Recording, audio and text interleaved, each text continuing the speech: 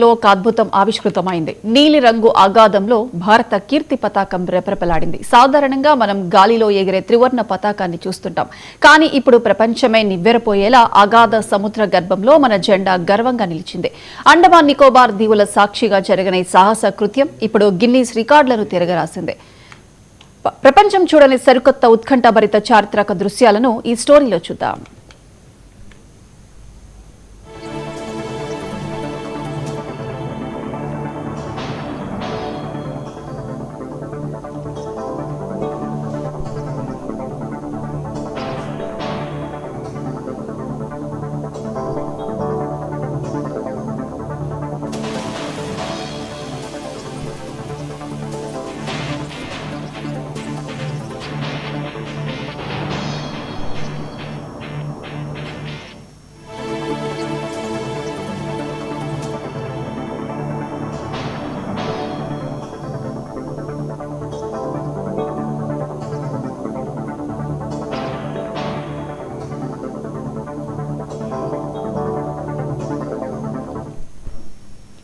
ఇది అండమాన్ నికోబార్లోని స్వరాజ్ దీవి. ఆకాశం నీలిరంగు, సముద్రం అంతకంటే గాఢమైన నీలిరంగు. ప్రపంచ ప్రఖ్యాత రాధానగర్ బీచ్ వద్ద ప్రకృతి ప్రశాంతంగా ఉన్నట్లు కనిపిస్తున్నా వీటి అడుగున మాత్రం ఒక భారీ లక్ష్యం కోసం అడుగులు పడుతున్నాయి.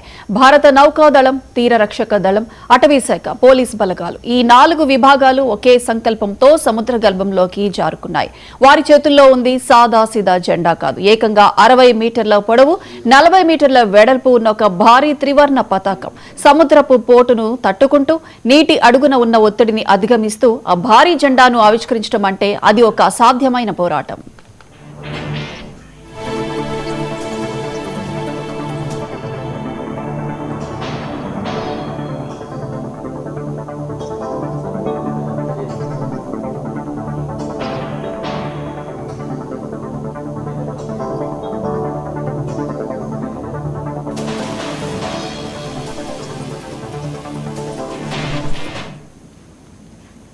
అగాధంలోకి వెళ్లే కొద్దీ వెలుతురు తగ్గుతుంది. కానీ దేశభక్తి ఇచ్చే నిప్పు కణికలు ఆ చీకటిని చీల్చుకుంటూ ముందుకు సాగాయి.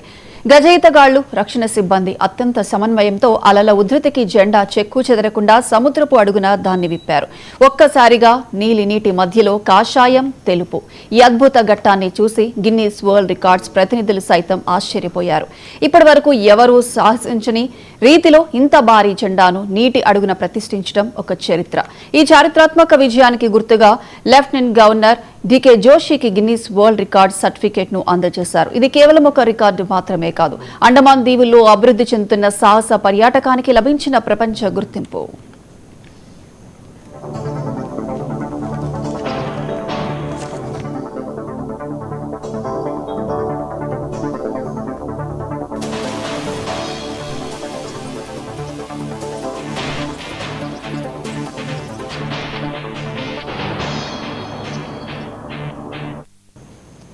హిందూ మహాసముద్రం సాక్షిగా భారత జెండా రెపరెపలు ఇకపై నీలి అలల కింద కూడా చిరస్థాయిగా నిలిచిపోతాయి. ఈ విజయం భారతీయుల ఆత్మవిశ్వాసానికి, సాహసానికి నిలువుటద్దం.